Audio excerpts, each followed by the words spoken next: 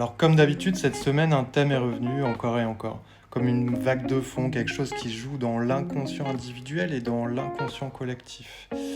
Une tension entre d'un côté la sécurité et de l'autre l'intensité. On veut tous être en sécurité. On veut un cadre stable, des revenus stables, une relation stable, une vie stable. Et c'est légitime. Notre système de survie, il en a besoin, il n'y a pas de souci avec ça. Mais écoute bien ça. Trop de sécurité peut nous endormir. Quand tout est sous contrôle, quand rien ne bouge, quand il n'y a plus de vertige, quelque chose en nous s'éteint doucement. Notre petit feu intérieur là. Et le vivant, il n'est pas plat. Il est mouvement, il est expansion, il est frisson, il aime le défi, il aime l'inconnu, il aime cette montée d'énergie dans la poitrine. Et c'est là que ça devient intéressant. Nous avons peur, mais souvent, nous avons surtout peur de ressentir la peur. Et ça n'a rien à voir. Alors on évite l'intensité, on évite le cœur qui s'accélère, on évite les tremblements. Parce que l'association au danger. Alors que parfois, c'est pas du danger, c'est de la vie, tout simplement.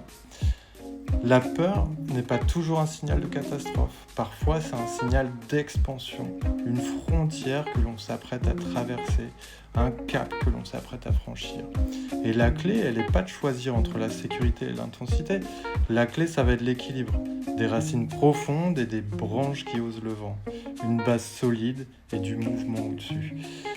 Et peut-être que la vraie question aujourd'hui, c'est pas comment éviter toute peur, mais plutôt, suis-je prêt à ressentir l'intensité sans la fuir ?